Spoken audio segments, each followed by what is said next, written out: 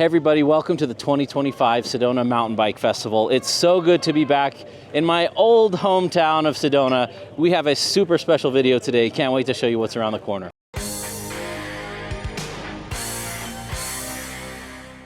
Everyone's so excited to be here. They're about to open the gates. Here we go. Today's video is an award show of my favorite things at the show. It's kind of a scavenger hunt.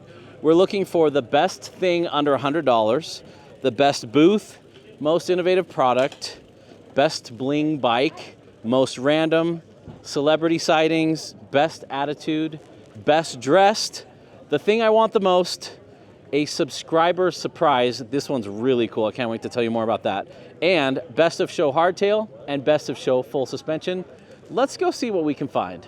This has kind of become the event where people bring their brand new products and launch them. They used to do that at Sea Otter, but now that Sea Otter is such a big thing, you kind of get lost there. So a lot of companies are coming here to launch product.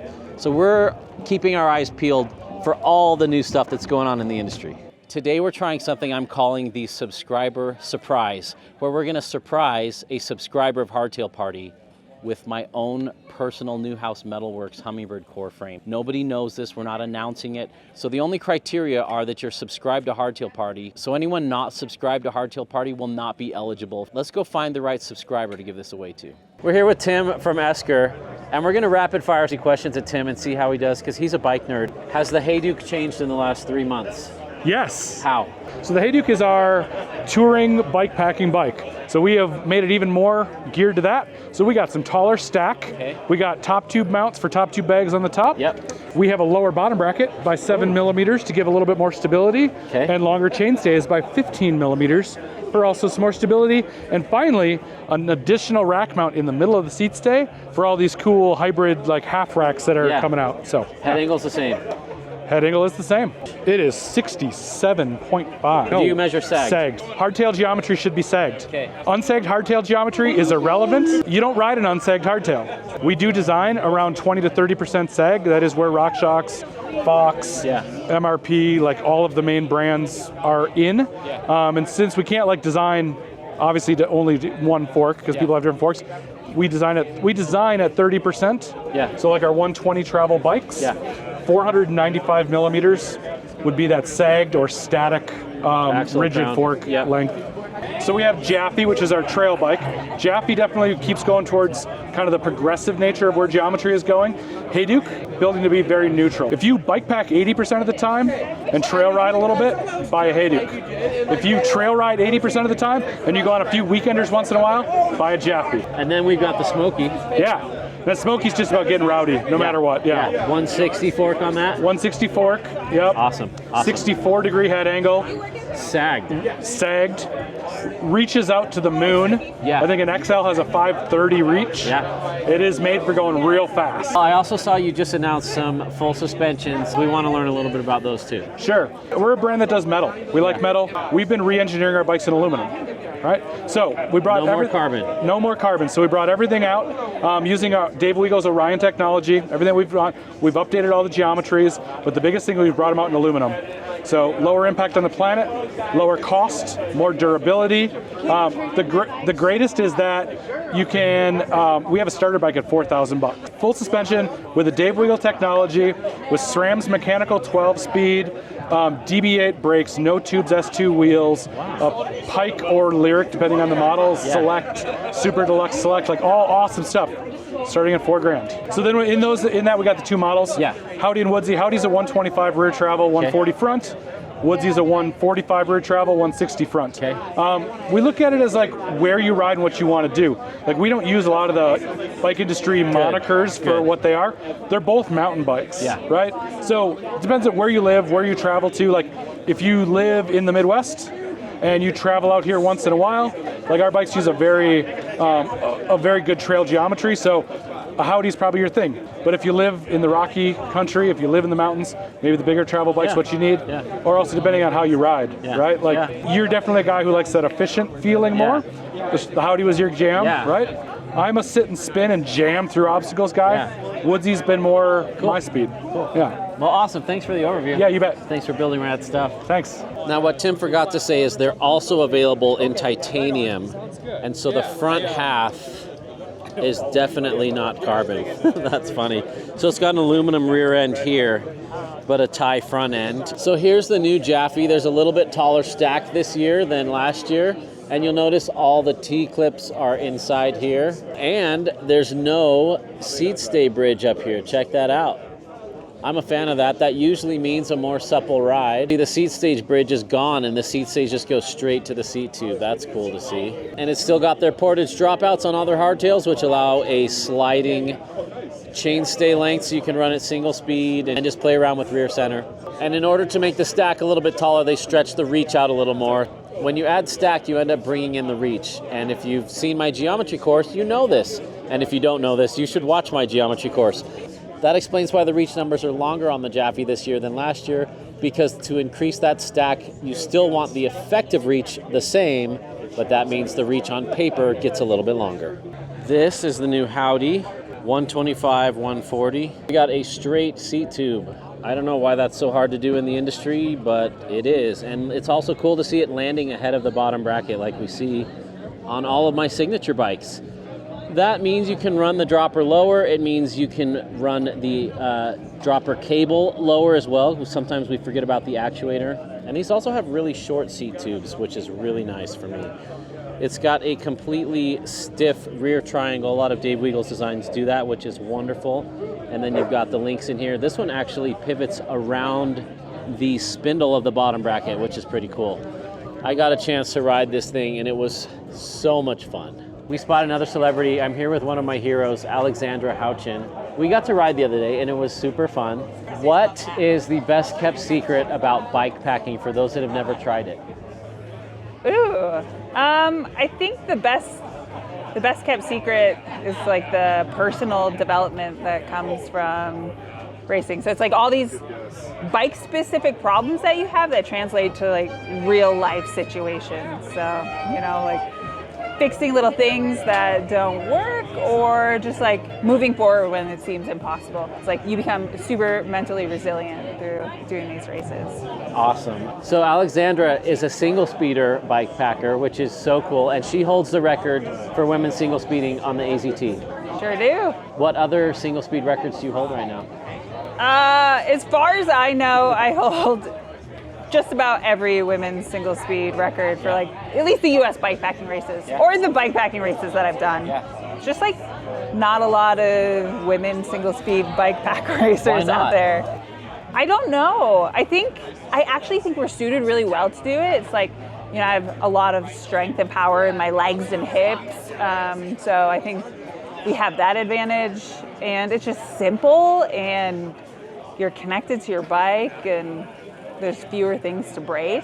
You know, you're like back out there doing all these gnarly things and it's like, oh, my single speed, I can like, I've dropped it off mountains. I had a boulder fall on it during the Arizona Trail, like a boulder like this big fall on it during the Arizona Trail race last year, and it's fine. Awesome. But yeah, I wish more ladies would that would race be so single cool speed. to see. So tell us which Esker you're riding for your adventures mostly these days. I'm still undecided. I've been riding the Lorax a lot recently because I'm training for the Tour Divide. I'm such a mountain biker, like by trade, by heart, by like everything. I have no idea how to ride these like tiny little drop bars. So I've actually been riding that a lot. I've been riding the Howdy a bunch here, which is like the Howdy tie. It's like my dream bike. It's so sick. Awesome. Well, thank you so much for your time. It's so great to connect with you. Totally. Good luck on your Tour Divide. Yay, thanks. Take care. Yeah. We spotted another celebrity. It's Jeff Lanowski, my favorite hardtail climber. Oh yeah. Jeff's the man. So what's new? New gravel bike here. This one should be out within the next couple months. It's a steel construction. It's made in the US. Columbus tubing and a little bit more of a, you know, progressive gravel bike geometry. Also, you could run a suspension fork on here, which is pretty cool. So that bike is super fun. And then we have a prototype of my new bike. And it's based loosely off of the Ridiculous, which was my signature bike. The biggest changes are when we had the Ridiculous, we only had a 155 millimeter travel bike. So that bike had to cover a pretty broad range. So now we made it a little bit more intentional. So the new bike We steepened the head tube up a tiny bit, so it went from 65 to 65.5. Yeah. But we changed it to a 130 fork. So Perfect. it was previously 140, 150, now it's down to 130. And it feels awesome. The old bike was basically supposed to be like a trials bike you could trail ride on. And it was cool, but there was more than enough standover. So we raised the top tube 15 millimeters at the seat collar and 10 millimeters at the head tube, and just give you a little bit more room if you did want to ever throw a bag in there or something. You just have a tiny bit more room. And then we are also working with Esker to license their rear dropout. We did a bunch of testing, and we were going to design our own, and that seemed pretty foolproof, so we're working with them. It looks beautiful. Yeah, it's a really fun bike, loving the geometry of it. Is it going to be called a Ridiculous? No, we haven't come up with a name for Okay. that one yet, so if anybody has any All right. name suggestions, feel free to throw it out there. Sounds good. Yeah. Oh, beautiful build. Thanks for walking us through that. Yeah, awesome. We're here with Ian from Transition, and they just announced a brand new e-bike yesterday. Walk us through it. Yeah, so right here is our Regulator SX. Uses the Bosch SX drive unit system. It's a mullet bike, so 29 up front, 27.5 in the rear, 150 rear travel, 160 up front. This bike is our lighter weight Regulator. Weighs about 41 pounds. And yeah, super poppy, playful. I've spent a bit of time on it before the launch, and I was pretty blown away. This drive unit got good kick. You can clean some pretty gnarly tech climbs, which is my favorite thing to do on the e-bikes. And then if we come over here, we got the CX Regulator. So higher power, bigger battery. It's got a 600 battery, 85 Newton meters of torque. And yeah, this thing is big dog, definitely more power. What does this guy weigh? This one's 47 pounds. Wow, that's still impressive. Yeah. With those numbers. Yeah, it's still, and the way the suspension design is, it is super poppy and playful. You can swap lines real easy and play Same around travel on the trail. both of them? Yep, Okay, same travel cool. on both. And also a mullet, so 29 up front, 27.5 in the back. I'm here with Mike at the Industry 9 booth. They just announced the brand new Hydra 2s, and I'm going to have him walk through some of the updates that have happened to the Hydra 2s. Yeah, absolutely. So the big takeaways are how we've revised how we preload the bearings. We used to do an axial preload method. Now we do radial preload. So it's not dictated by your axle tightness or a bunch of stack up issues from manufacturing tolerances. There's only one variable, being the bore diameter that we have to control. We have increased our axle wall thickness by 65%.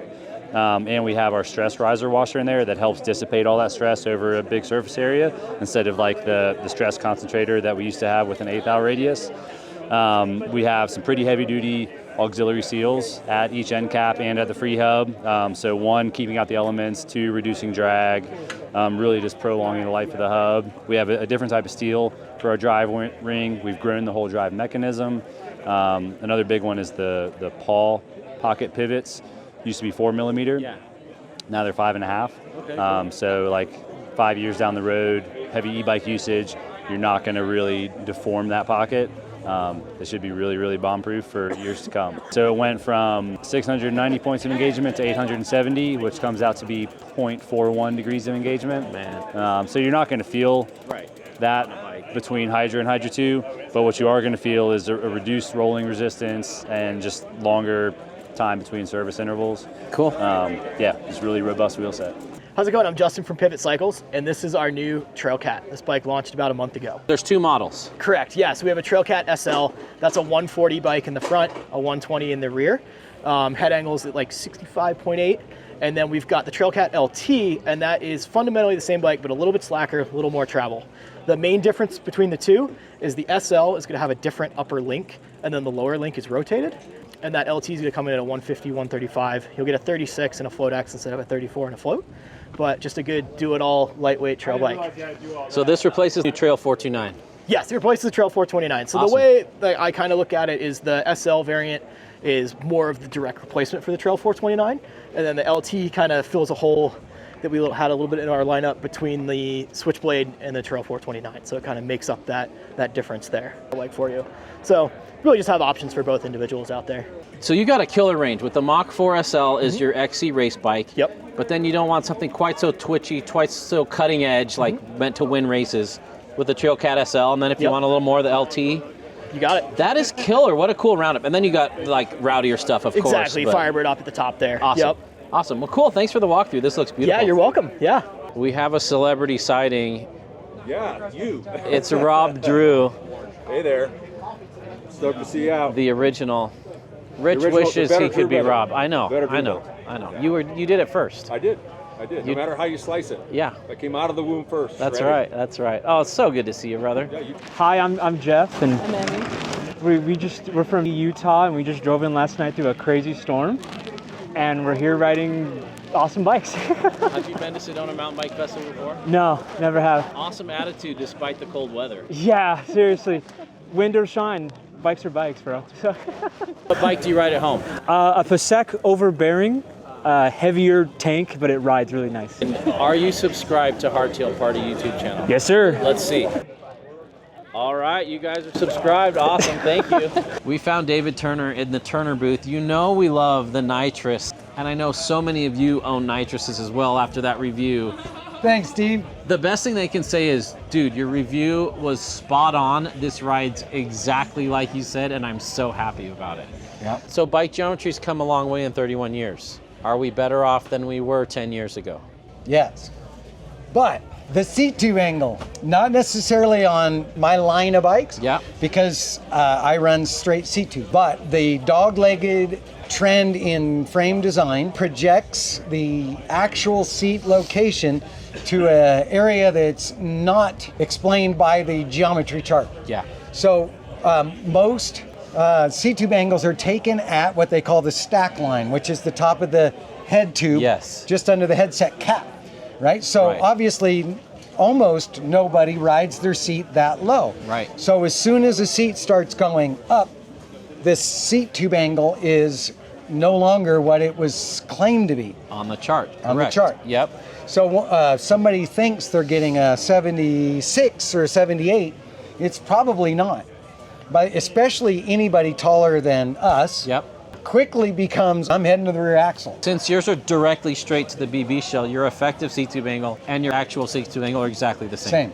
Have you ever built a soft tail? No, and I'm not against it. I just, honestly, I haven't come up with an idea that, Where the pros outweigh the cons. Yeah. I hear well ya. said. I hope you all get to ride a Nitrous soon. And then the other ones too, the Gila, which is a single speed Nitrous with no cable routing. Yep. And then Well, wait, is for there cable routing now? 2025, there will Okay. be cable routing so that one can run a rear derailleur, a mechanical rear derailleur, Okay. with the slider dropout, so you can have the option single speed or geared. Cool. And with the UDH, you can go back and forth and all that Cool. good stuff. What do you think about stack height? Is it where it should be? Is it right for everybody? What are you thinking? Definitely not. First of all, I can't figure out why they're so short. The small frame and then the medium frame are pretty good. But then the large, which is a large part of the population and riding population and sales of frames, etc., are too short. And Yep. extra larges are ridiculous. Yeah. Too short. Like tiny compared to the rest. Tiny. Compared to especially the rider. So, you know, if we had a rider right next to us right here that was an extra large person, they'd be towering over us. Yeah. Their head tube is literally a thumb's width taller Yeah. on their frame. Okay, so now this is where I see the real problem. Okay.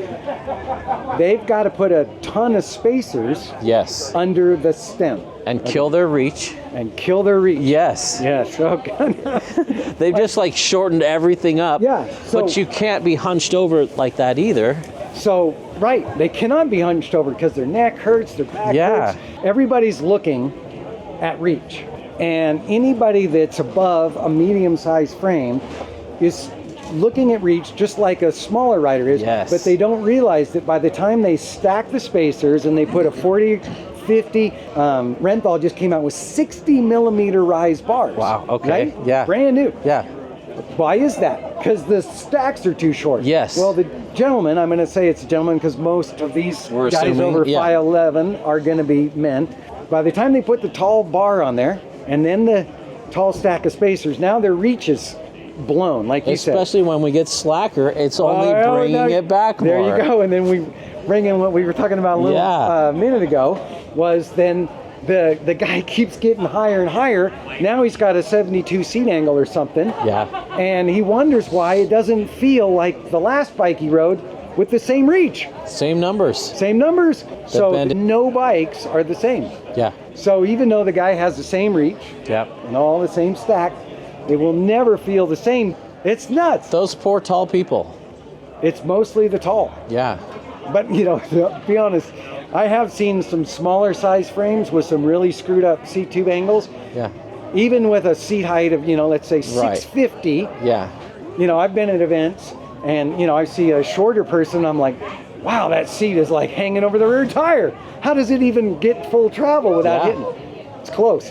I feel like short people need steeper seat tube angles than tall people, or at least shorter people seem to prefer them. What do you think about that?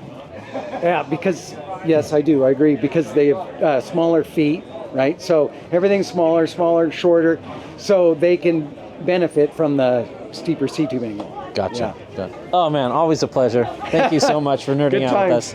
Celebrity sighting. It's Cody, my main riding buddy who lives here in Sedona, on this beautiful tie switch niner. Look at this beauty with the Cerakote splatter wrap. So beautiful. All right, who's coming on this group ride? Excellent. Is everybody subscribed to Hardtail Party on YouTube? Maybe, maybe not. All right, cool. We are so excited. It snowed last night, but it didn't snow enough to make the trails sloppy. The Forest Service has given us permission to ride today, so we're gonna go on a group ride early in the morning. It's 35 degrees out. It's so cold, but these guys are still stoked to be riding bikes and hardtails in Sedona's beautiful, beautiful landscape. Let's go hit the trails. Boy, Sedona is so beautiful, especially with the dusting of snow. I heard it might snow, and it snowed in years past, so I brought my Skookum AF fat bike.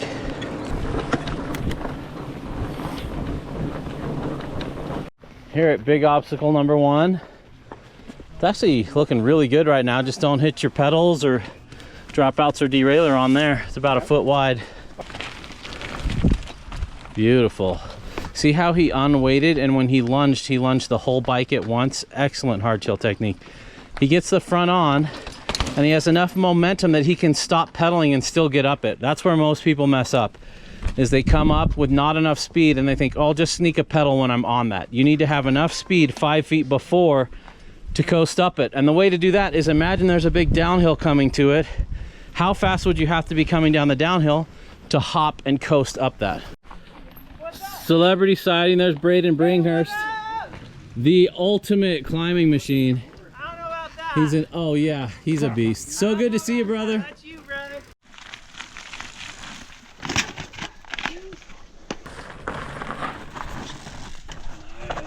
Well done, Steve. Oh, I'm in the wrong gear. Trails are actually great despite having rained and snowed all night last night. This is tricky. Get in gear 3 before you go down, because there's a climb immediately after you descend. And you want to be in the right gear. Yes, that was beautiful. That was the perfect technique. You're doing great. Looks really good.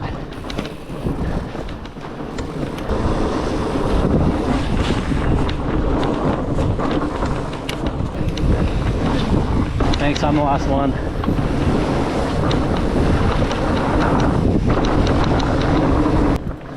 Oh, thank you so much. I'm the last one. Have a great day.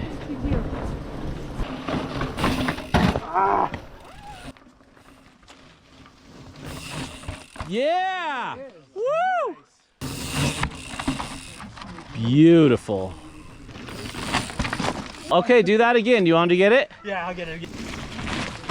Money. So here's what I want you to do. All right. Stand at the bottom, and in one jump up it. That's how much effort you need to put into getting the rear wheel up that. Okay. So you need to do that on the pedals and lunge the whole bike with you. Okay. Oh, Mike, that was so smooth. You didn't even feel it, did you? No, didn't. You floated, you didn't even touch. Thank you. That was good. That was good. You can jump higher. Oh, yes. Woo. Nicely done. You figured it out. You cracked the code. A little bit. Well done. So there's a ramp on the left. Follow Cody's line. This is Cody who says it's not an eagle climb. Nicely done, Cody. There you go. Accelerate through that. Yes, there it is. Good. Keep going. Oh, that is the secret, is accelerating through switchbacks on the uphill. Well done. Power, power, power. There you go. Nice.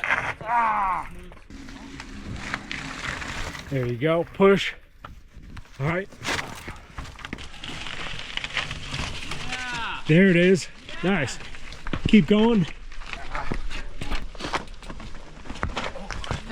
Oh, the pressure's on. That's all you see. Oh, do we do the rock ramp? Do the rock ramp.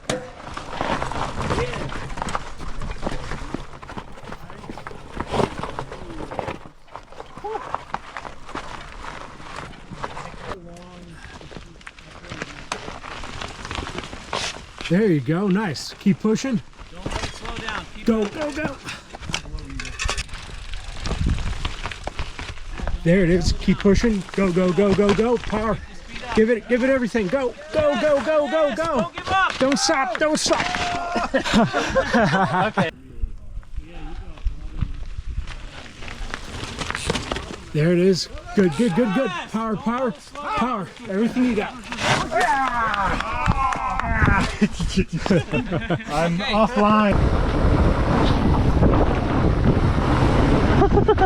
I'm having a blast. Yeah, nice corner.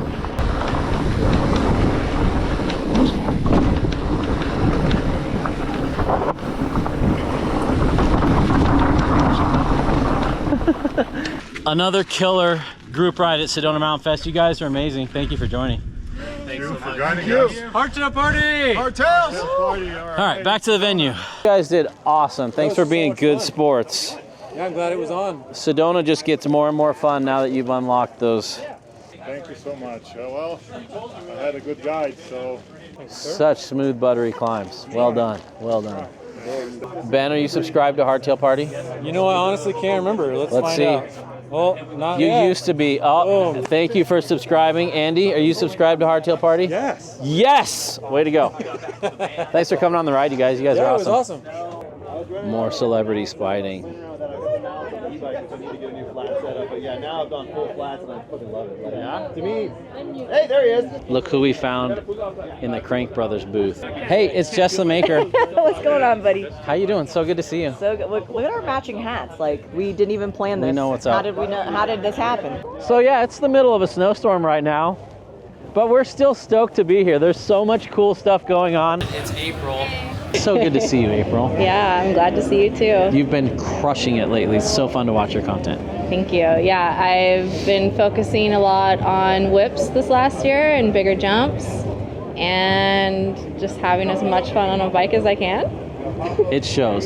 Steps to a flex stay. Look, it has suspension. Uh-oh. She got you there. Uh-oh. It feels like a hardtail. It's light like a You can hardtail. lock it out though. Look. Okay, as long as you can lock it out. Okay, tell us about this new Signal Peak. A lot of my friends ride for you guys and they're talking about it. Walk me through it. Quite excited to kind of take on our third iteration of the Signal Peak. That's going to a flex stay iteration. The frame itself in the same size is shaving 300 grams with a 1/2 degree slacker head tube, 1/2 degree steeper seat tube. The weight really helps make it feel like a much more sprightly and snappy bike on the uphill. Full tube and tube routing, really simple. Currently a 110 rear, 120 front. We'll have a 130 fork option coming in the future. 3-position lockout on all builds from Comp, Elite, and Pro. All sizes are going to accommodate 2 bottles, a third if you're wanting to do something underneath there. So even the small will take 2 large bottles. This is the type of bike I'm most interested in the full suspension world right now. They are far more capable than they should be, and we got to remember, bikes have to be somewhat overbuilt these days because we never know what people are going to do with them. And if you're like me and you're rather conservative, it's pretty amazing how hard you can push a bike like this to find its limit. And I think it's more fun to ride a slow bike fast than a fast bike slow. Like, I'd rather ride an XC bike at the limit than an enduro bike at 20% of its limit. They just come alive when you do that. And bravo, this looks really, really beautiful and really exciting. You should be proud of yourself. Now, my eye also caught something that wasn't so squishy over here. Not so squishy. Can we and talk not so about released. this, please? Yeah, Oh, yeah. not so released. That's okay. Come on over. Should we show them? Widely known secret that we've had a pre-order page open here for a bit on our 801. This is going to be our dirt jumping option. I don't need another bike. I don't need another bike. Two different frames, 27.5, made for pump track and skills. This is for guys that want to use a Velo Solutions track or a pump track next to their house to kind of build on their MTB skill set and have that translate over. We will have a 26-inch tried and true dirt jump option. This one's 27.5 right now? 27.5. 27.5 option will still have tabs for gyro. You're still going to have an option of single speed or a geared drivetrain option and a 7-speed GX there. 26 will be a single speed option only, I think. So my prediction is these sell out within 2 hours of being released. The pre-order list is pretty long right now and we're quite excited. Congratulations. You stole my heart with that. That's pretty exciting. We're here with Sebastian from CrankBrothers. Tell us about your new trail shoe. Sure. So with our trail shoe, what we wanted to do is make a little smaller silhouette shoe. You know, a trail shoe is definitely a lighter, more compact shoe versus a downhill or enduro shoe. So you see a little bit less padding on the upper material, still have toe protection in those key areas that you need, but an overall slimmer package on the upper portion. And then after that, same thing with the outsole. We wanted to make it better off the bike versus just on the bike. So you'll start to see that the actual lug pattern is getting really aggressive overall, so better off the bike performance. Again, a trail shoe is you're pedaling more than a downhill shoe and such, so the shank actually goes back a little bit further for better stiffness and pedal efficiency. Really overall, just a smaller silhouette, neater package, better off the bike traction, and then looking at our top model, which is the Boa model here, cool material, ripstop material, gusset to keep out elements, Li2 Boa, so you can adjust both ways, a new strap for us, which is a little bit slimmer profile, and overall just a cleaner and nicer package. So. Awesome, it looks beautiful. Thank you. I'm a fan. I'm wearing my mallet boas right now. There you go. And love these, but these are intriguing. That's the new stuff. And then what we have is, of course, our boa option, which is the top, and then you can get it, of course, in a lace option, which is all synthetic leather, but perforated, so it breathes really well. And then our classic, as you know, lace garage, tuck your laces up and away when you're done tying your shoe up, and then same outsole on the bottom as the boa option. So. And there's a non-clipless version of this as well. There is, it's right over here, check it out. So for your flats, you can get the clipless version, non-clip-in version here, right there. Again, same options, couple color options in the lace, but the boa comes in the black. I'm here with AJ at CrankBrothers, and he's gonna walk us through the big brain ideas that they have in their on-bike tool storage solution. I'm one of those guys that likes to be prepared for everything, and they've got some cool stuff going on. Let's check it out. This is our SOS collection. It stands for Save Our Shred. So it's basically the CrankBrothers approach to any type of on-trail mechanical that you might have. So whether that's a flat or a broken chain, or you just need to adjust seat post height, anything like that. This is kind of our range to help you do that. So starting with our Halo product, this is called the TT17. So we have a full aluminum enclosure here that mounts to any standard bottle cage mount on your bike. And you simply toggle these buttons up here and you can actually open the system up. So in this case, with the TT17, we actually have a full-size tire lever that's installed right in the middle. And then inside each of these tubes, we have different pieces of the toolkit. So you have a fully functional multi-tool on this side. And then you also have a chain breaker, a CO2 inflator, spoke wrenches that are also contained on the same part. And if I just put this down for a second, you can kind of see how it all comes apart like that. Oh, sick. So that integrates with the tire lever. It actually slides in right here, and you can use the chain tool with the actual handle to it. Yeah, which is nice. You have your Presta valve, Presta core remover there as well. And then, yeah, on this side you have a T25 flathead, a 3 mil, 4 mil, 5 mil, 6 mil Allen wrenches. You also have an 8mm adapter too, so you can even get your pedals on and off the bike if you have to. So yeah, Is this that's a bacon strip insertion tool? exactly, yes, good eye. That's actually a tubeless plug fork. Yep, Cool. great eye. Yeah, so that's on that side, and then on this side, as we enjoy a little bit of snow, we actually have a storage compartment. So you can put pretty much anything in there. The main reason why you want to use this is for a CO2 thread. So you just throw your CO2 cartridge in there. And then in this side, you also have your bacon strips that are in there that you can use the plug fork with. What we really like to do is use this underneath the top tube of your bike. A lot of bikes are coming with like the top tube mount underneath the top tube. So that would be perfect for that position. But if you do want to run a bottle, what I would recommend is actually taking a look at our BC18 toolkit. So this is a ambidextrous bottle cage, so you can actually flip the cage for left or right hand bottle grabbing. Okay. And then you have a CO2 holder over here, and then you have the tool tube. It's essentially the same tool as what we had in the TT17. Okay. So if you open that up, you have your tubeless plugs right here.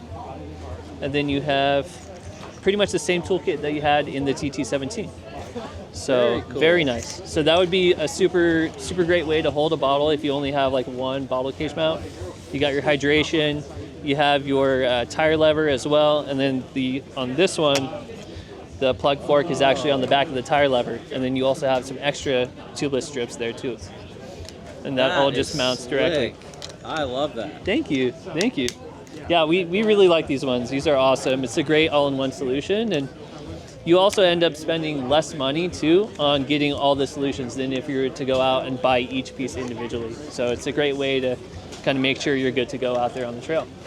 Big brain thinking for sure. Well done. Thank you. I'm here with Mike from Blackstone Stitchworks. He makes handmade bags. Talk us through your lineup and why you started doing this. So I needed a change. Used to sew some stuff for myself. Figured why not give it a try, and had some friends test them out. They all came out good. So I diversified my line.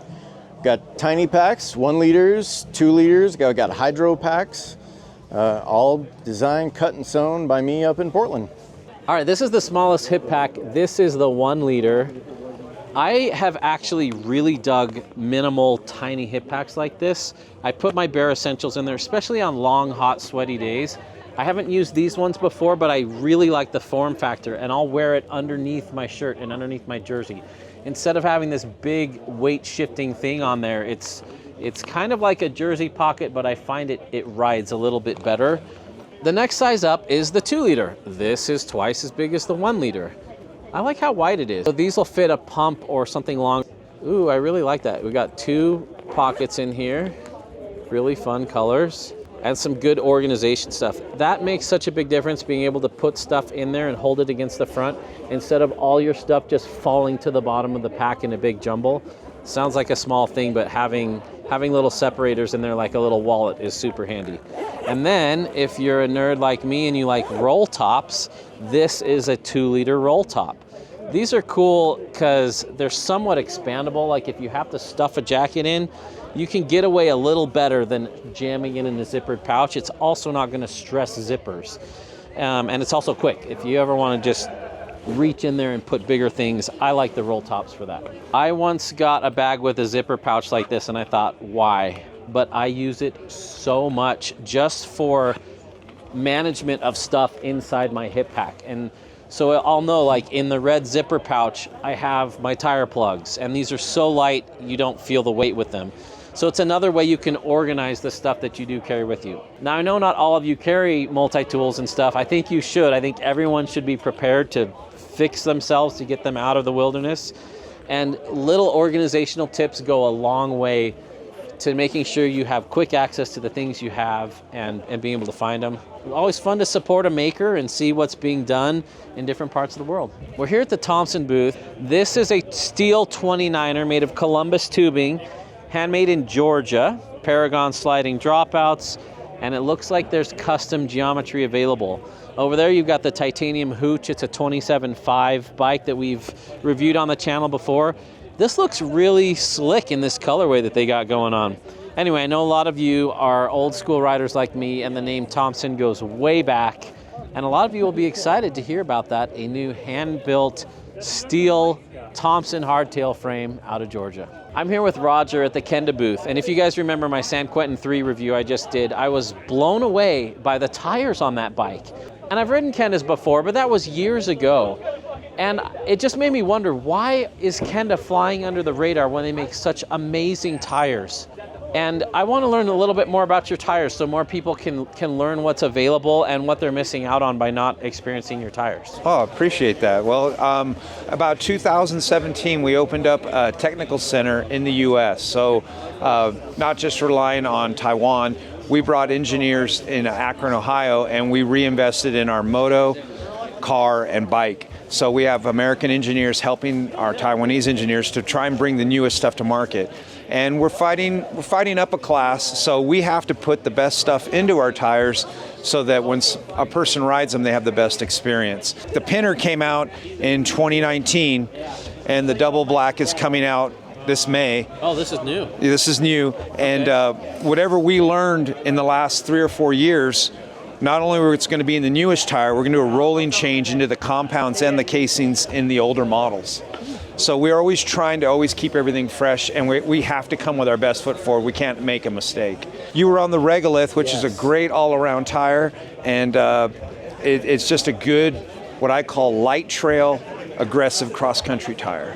I think we had a Regolith in the back and a Pinner Pro in the front. I'm gonna have to double check, but that thing was so fast, noticeably faster than any other tire I've ridden. Well, and it goes into also the casings. If you come on this side, these are both double blacks. They're both 29 2.4. Okay. This one's called the trail casing, so it has, you can see 3 layers of protection. Bead to side, under, and bead again. Then we make a downcountry version that's only protected on the sides. What that gives the consumer is a lighter, faster tire. Yeah. And this one rolls at like, say, 38 watts. This one's gonna roll at like 32. This is something we don't talk about nearly enough on this channel or any other channel. Changing tires will change the way a bike rides more than probably any other thing. You're absolutely right. Always find the right tire for your terrain. You know, don't under tire it and don't over tire it, and you'll be happy. And if you give Kenda a try, I think you'll all be very happy. My favorite part about Sedona are the people. This is our NICA team that I coached on. They are doing a bike wash, and they're raising money for their high school racing team, washing the bikes for all of the companies here so that they're spotless and ready for tomorrow's demos. Hi. How are you? I'm good. Good to see you. Good to see you. Good, how are you? Good, I miss you. We're here at the 510 booth with Jason. So this is the Freerider Pro Boa. So the Freerider, kind of our go-to flat pedal shoe. We got the Dottie outsole and then our Stealth S1 rubber on the outsole here.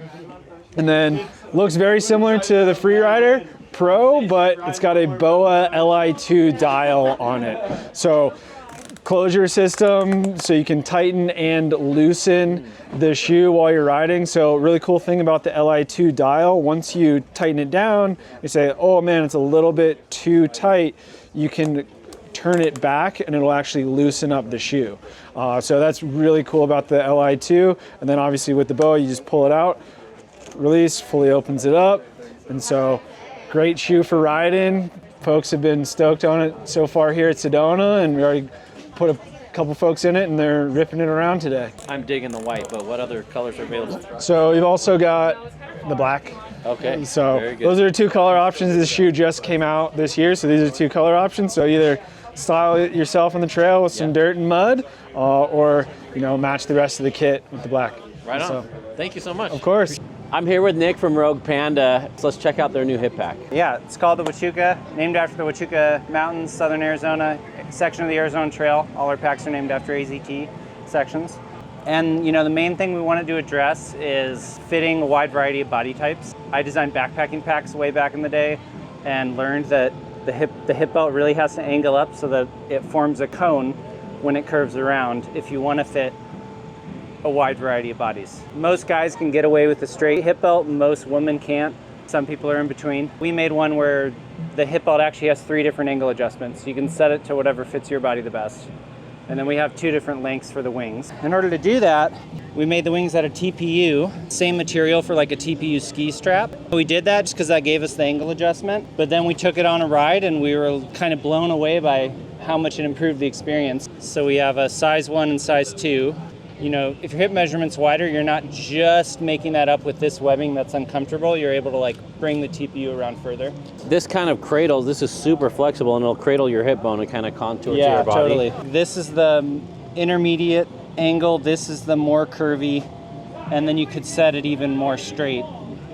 You can see how this one angles up, and this one's a little less, and this one's even a little less. Yeah, but you can see like, it's got 1.5 liters of water in there. Wow. It doesn't want to move. Super slick, and it looks huge. How big is this? It's 4 liters capacity. Wow. And that is measured with the hip pack on your body. So I wore a hip pack, stuffed it full of ping pong balls, dumped him out, length, width, height, got 4 liters.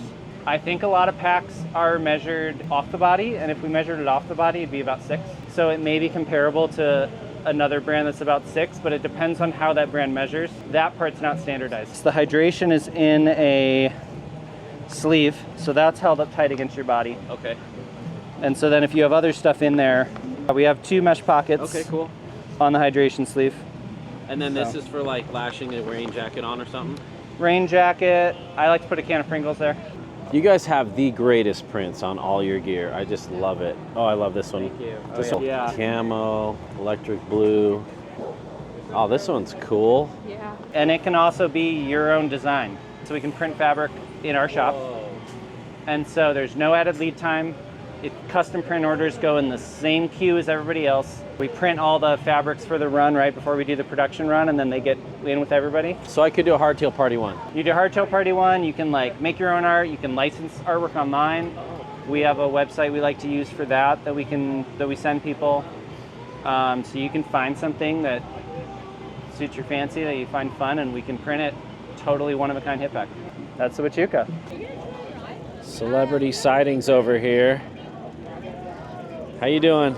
I'm here with Emma from All Over, and she's got some overalls to tell us about. Yeah, we're based out of Golden, Colorado, and the company's called Allover Apparel, and we started with our overalls line for men and women.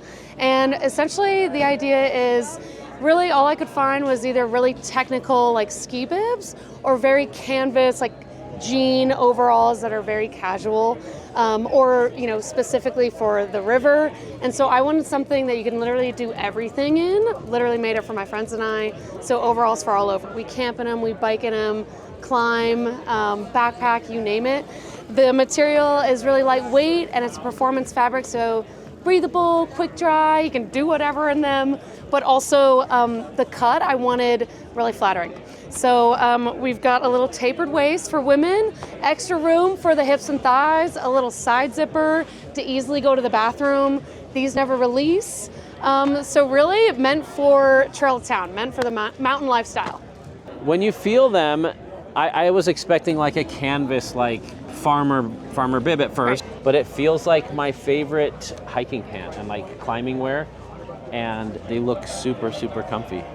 Really well done on the styling too. They look great. Thank you. It took about like 1.5 years to design and develop. Specifically for women, it was really hard to get a shape that was really flattering on all body types. Sure. But I think we actually nailed it. They look good on a lot of different body types. So, awesome. Yeah. So if people want to learn more about your product, where do they go? They go to alloverapparel.com or my Instagram handle, allover.apparel.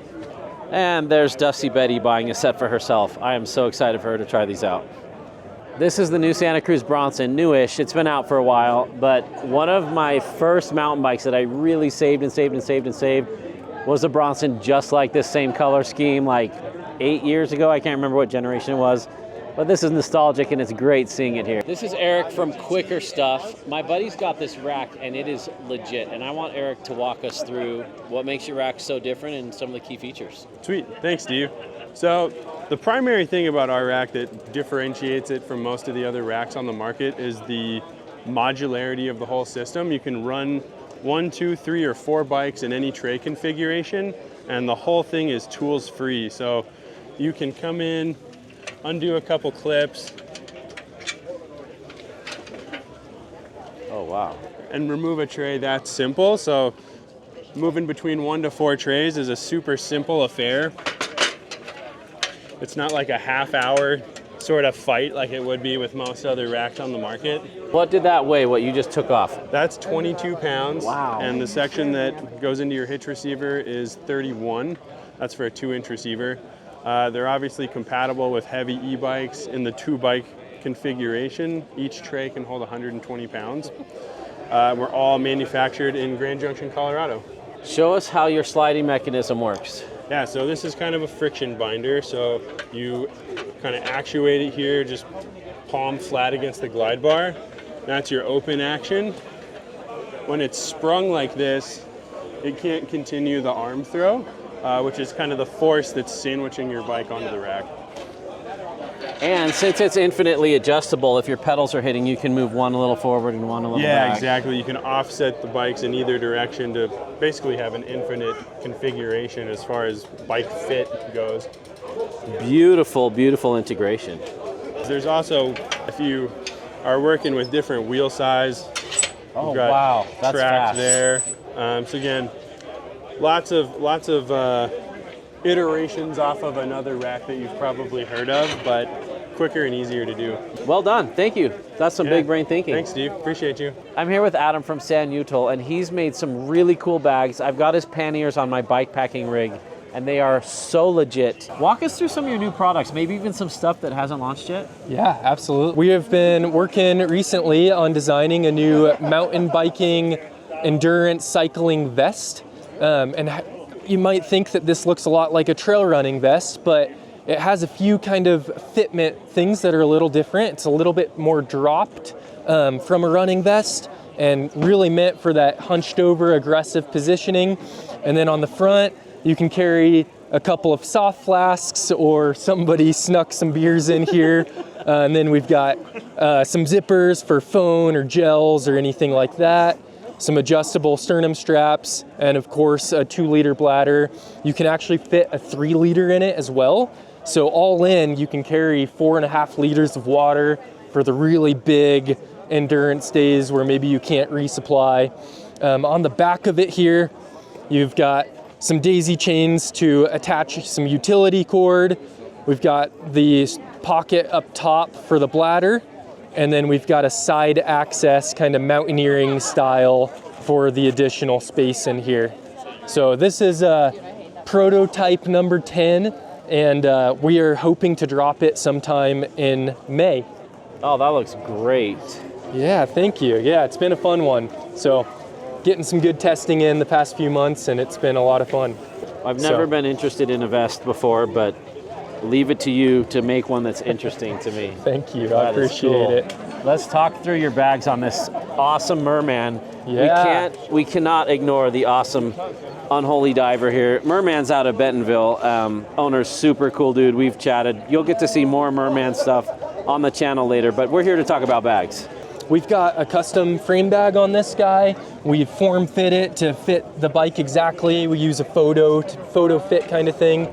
We've got a 12-inch top tube bag, a couple stemmies, and then up front we do kind of a unique, smaller handlebar bag. Instead of the massive roll, try to keep some of the weight off of the front of the bike and keep it handling good for descending.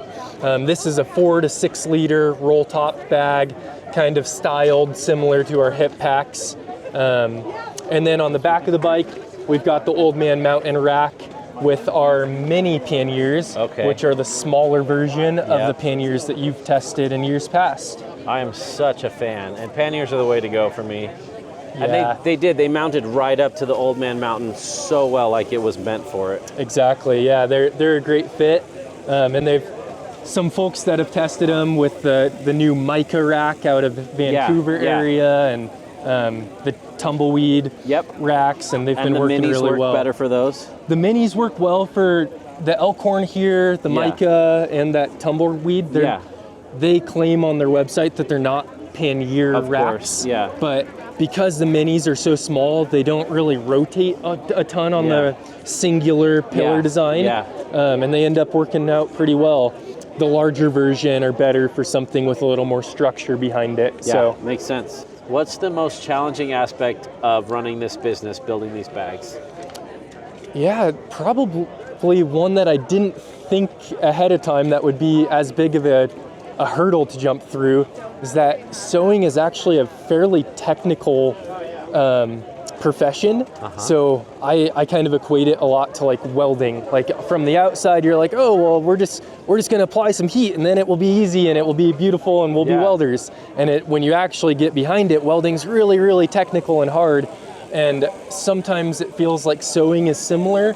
Ultimately you're just putting two seams together and stitching them together, but to make it look good, functional, and as strong as they need to be, it takes a lot of time training folks on how to do that well. So I'll bet. What I thought would take 2 weeks ends up taking about 6 months to train somebody and check them out on all of the bags to where they can make bags for you guys. Well, that makes sense. Well, thanks, Adam. Yeah. I love your stuff. Thanks, really Steve. great to connect with you. Appreciate Keep up the great work. I'm here with Robert from Rev Grips. A lot of you guys know about Rev Grips. A lot of you don't. I'm going to let him tell you all about his product. Basically, you're going to reduce your hand fatigue, arm pump, all from suspending the grip from your handlebar. We are the only patented grip system in the world that does that. And the inside the internals, this is the magic. Suspending the grip itself from the handlebar is an elastomer, essentially a gasket, a rubber divider from the handlebar itself, creating movement and suspension from the actual handlebar. So it's floating. There's an air pocket. It's floating, 100% floating. Okay. Within that, though, then we can create movement, and the movement then adds to that comfortable ride with the spacers. So adding more movement. So what the spacer does is limits how much insertion it has into that elastomer. Exactly. So the clamp from the sleeve, pushing that apart, allowing it to rotate more, that your hand naturally does anyways if you had no suspension. So now we're creating that natural movement that your hand does, but we're absorbing the vibration from the handlebar at the same time. So one set of grips will get you enough shims that you can fine-tune your own grips. You don't have to buy 5 different grips. That's correct. Interesting. The grip system is a one-time purchase in which once you purchase into the system, you are forever inevitable to change whatever. There's 1,600 different variations of color and sizing between the systems itself. We have an ergonomic system here, so a contouring sleeve in 4 sizes. And then we have our standard series here in 4 sizes as well. If you're a moto rider, we've got the half waffle, and everything here runs our floating system. So whether you switch between ergonomic or size and diameter of the sleeve, you don't ever have to purchase the internals ever again. And through the life of the system, the clamps, sleeves, and internals are all individually replaceable as well. So you're not ever just stuck with it. You can actually just replace things as they wear to keep that reduction in costs and enjoying your Rev grips. So these grips have some twist in them that doesn't twist the bars, and it's really interesting. I've ridden them before and I need to spend more time on them to see if I adapt to them. But here on their little display, they've got something with no twist, a little bit of twist, a little bit more, even more, and then they've kind of modified this one for a lot of twist. It's a very different feeling when you've got the twist on it. I'm not going to go into detail on that here, but it's really an interesting way to think about reducing vibration to the body. I'm here with Nick Neuhaus. I think you can guess which brand he represents here at the festival. Nick, congratulations on your launch of the Core line. Thank you. Yeah. How's the Core line doing? It's doing fantastically. It's been so well received. Our Hummingbird is our do-it-all trail bike. It's really just a good mountain bike. We've carried that over to the Core model, so where our custom had a wide range of sizes, we've narrowed that down based on the sizes that we've sold. We've got over 400 custom models out in the world, and that gave us great data points to avoid putting a size at a break point in people's heights. Right. Good call. Seems like the majority of humans are in between sizes. Yeah, so our medium serves a much smaller range than the traditional medium, because in between medium and large, we have the medium large. We use all heat treated, butted 4130 chromoly. It's all size specific, so seat stays, top tube, and down tube sizes all change with frame size based on rider size and weight. That means small riders aren't going to get a stiffer ride than a big rider. Yep, and big riders aren't going to get a flexier ride than a small rider. The core model has sliding dropout standard. Okay. It'll be UDH compatible, and we'll have the inserts available on our website. We retained our water bottle bracket on the seat tube, which allows maximum dropper insertion. We now have a cast and formed chainstay subassembly that allows all the way down to a 420 chainstay with as large as a 29 by 2.6, and that is all the way in. Full range. All the way in. Slam. Awesome, awesome. So you've been racing a lot of BMX lately. I have. I've been crashing a lot of BMX lately. This bike is our Happy Jack dirt jumper, which was seen last year. This is my wife's bike. She uses this primarily for BMX racing. We take it to the pump tracks. It uses a Fairdale fork, Reynolds 853 front triangle, straight gauge rear end, Hope Pro 5 single speed hubs, WeR1 coupe rims, 5-deb titanium stem. It's got all the fancy bits to keep it light, to keep it stiff, to keep it efficient, so that on the drive home, there are no excuses for finishing position. The Happy Jack frames are available for $850. Handmade in US for $850? Handmade in the US. Are you kidding me? That's impressive. What a beautiful bike. Thank you, Nick. Always a pleasure to touch base with you. Thank you. Take care. So I haven't seen every bike at the show yet, but we've definitely found the winner of the most bling bicycle. Look at this thing. This is a Rebel Rail 29er. This was a promo piece, one of two, for Love Your Brain, which is a nonprofit for concussion awareness and TBI, reminding us to take care of our heads. And that's so, so important. It's almost too much pink for me. We're here at Party Shirt International. They know how to party on a shirt, and we know how to party on hardtails, and they just go together so well. They just go together so well. We got a bunch of new stuff coming out, a handful of new shirts. Oh, yes. We got a lot of new sun shirts. Awesome. We got a lot of fun tech material, riding, climbing, skiing, active wear, just fun shirts. We're gonna see the dinosaur on the channel pretty soon. This is amazing. Yeah, the Dusty Lizard. Brand new. Dusty Lizard. That is so good. Yeah. Oh no, you didn't. Cutest little ones. Dude. Yeah. Okay, little Dusty and me are gonna have matching Dusty Lizard. Gabriel, I wanna give a shout out to you. Gabriel is 8 years old. We haven't met, but he's my buddy. He's been having some health challenges too, and my heart goes out to you. Stay strong, buddy. We're here at the Canfield booth with none other than Lance Canfield. I see this beautiful Nimble 9 tie that you told me about and we've announced. Tell us about it. I absolutely love this bike. It's a 1.5 pound lighter. Wow. You know, the tie feel is so special. Like if you've ridden a tie bike, I know you have. Yeah. Really nice. Man, it looks gorgeous. Absolutely gorgeous. Thank you. What sizes is it available in? Small, medium, large, extra large, double XL. Oh, wow. Not very many double XL tie options out there, so yes, all those taller people. Honestly, I haven't had a single one yet ordered, so bring it. What's your favorite memory riding a Nimble 9? Riding at Bartlett Wash in Moab on a hardtail. I had slicks on the thing, and it was like big, smooth bowls, like just blasting these big bowls and wall rides, and it's just such a magical feeling. It's like God's skate park. Heck yeah. It is really good. Well said. Is there anything else in the pipeline new this year that's coming out? Tilt and Lithium both are getting some updates.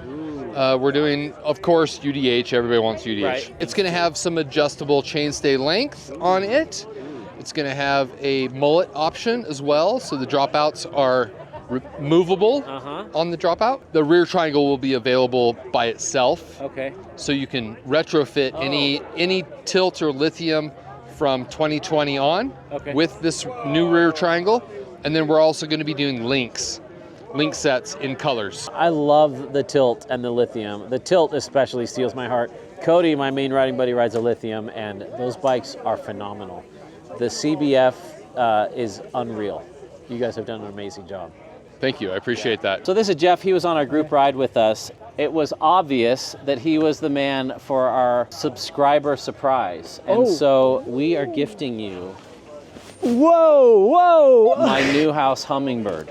Oh my gosh! That's for you, my friend. Hold this for a second. Whoa! Dude! Whoa! Your stoke and your excitement and just gladness to be here. Oh, Congratulations. Thank you. So now you got a fun project this year to build that up piece by piece and have one of the best hardtails in the world. Dude, thank you for joining us and God. coming out. Oh my It's so nice gosh. to meet you guys. That's amazing. Oh my goodness gracious. Your enthusiasm, your excitement for being here and not being sad at all about the weather and your killer attitude on the ride, it was obvious. It's Jeff. We're here in the Outbound lighting booth. They make my favorite lights. I've been running the Trail Evo for a few years now, and it is such a well-designed product. It's all contained, there's no cables, there's no external batteries, and it's brighter than my car's headlights. I've always wanted a little bit brighter headlamp though too. I'm running the Hangover, which is great, it's small, it's pocket sized, but I need a little brighter and a little longer running time. And the new Portal just came out, and that's what it offers. A little bit bigger battery, a little bit more weight, but brighter and longer run time. I haven't tried it yet, but I think this is gonna be the combo to beat. The Portal up top with the Trail Evo on the bottom. I did a really interesting video where I compared some different lights and how a handlebar light behaves differently than a headlamp and why you need both and how they do different things. I'll link to that in the corner so you can go check them out. I'm here with Nathan from Ride Reactive. You guys know I've been a fan of the Sun Hoodie for a long time. Tell us about your company and what you guys do. So yeah, we're just a sun protective clothing company out of Phoenix, Arizona. We originally started because some of our friends were getting skin cancer, and so we wanted to bring sun protection to the mountain bike community. Well, I love them. I've been wearing them for over a year now. They're super comfy, and it's great to see a company specifically dedicated to that. Well done. Thank you. Yeah, it's been exciting, and for only a year in, I'm just incredibly excited with all the support we've gotten from the mountain bike community and from the mountain biking industry, and just all the acceptance. I mean, really, it's just been like arms wide open. Yeah, just super grateful. Is this your full-time job now? No, this is not my full-time job. Let's help him make this his full-time gig. Yeah, I'd love that, yeah. I really do like this stuff. Yeah, so if you guys ever ride in the sun for more than 2 minutes at a time and you're sick of lathering up with sunscreen and having it on your hands and your gloves and your grips, there's another way to protect your body and your neck and your ears and your face, and I'm a big fan. Keep up the great work. As always, this has been an amazing Sedona Mountain Bike Festival. We've seen some really cool stuff, and now it's time for my awards. Favorite full suspension of the show, it's a three-way tie right now between the RE Signal Peak, the Pivot Trailcat, and the Esker Howdy. We saw some really special hardtails here. We saw Jeff Lanowski's brand new REEB that isn't announced or named yet. We saw the Neuhaus Hummingbird Core, which you've seen a ton on this channel. We saw the new Esker Japhy that they removed the seat stay bridge, so it's got a little bit more flex in there, and a taller stack, which are all great things that I love about that. We saw the steel Thompson, and of course those Turners are just gorgeous, beautiful bikes. There were so many in here, I can't remember them all off the top of my head. I can't pick a favorite. They're all beautiful, and I have reviews on almost all of them. But one bike that really caught my attention that has a hard tail is that RE801 dirt jumper that's on pre-order right now. That thing looks seriously fun with a few gears in the back. Perfect little pump track bike. Not a trail bike, but it's hardtail enough to mention it in this category. That thing looks really interesting. The most innovative award is a toss-up between the CrankBrothers, their tool thing that has the water bottle integrated with the lever and all that. I just thought that was a really sleek integration with some big brain ideas. That is tied with the Rogue Panda TPU wings on their hip pack. I think that is absolutely a unique way to solve a problem that nobody else has thought before, especially changing that angle. And when I put it on in the booth full of water, it was amazing how that just kind of hugged me and didn't slosh around at all. So I'm gonna give it to Rogue Panda with CrankBrothers right behind it. My favorite thing under $100, it's got to be those shirts from Party Shirt International, especially because they have a kid one. So my daughter and I are gonna get matching pink dinosaur shirts, and I'm so excited about that. Revel won the most bling bike award with that beautiful chrome pop pink paint job for raising brain awareness and concussion awareness and TBI awareness. Pretty cool that it's also associated with a nonprofit like that. Most random thing were those overalls from Allover. They look so comfy. and we ended up getting a pair for my wife because they look so awesome. Best booth would have to be Esker because they were cooking hot dogs and grilling up for everybody. That was wonderful. Best attitude goes to everyone on my group ride. Everyone was so stoked to be riding even though it was 35 degrees. It was so cold, but they still showed up with a grin. We even had a couple mechanicals. Nobody complained once. We all had a great time, and I think we would all do it all over again. It just goes to show I have the absolute best subscribers out there. You guys are amazing. The quality of people that like this channel is unreal, and it means so much when we connect and meet in person. And there were so many great fans. It was so great to meet everybody here face to face and say hi.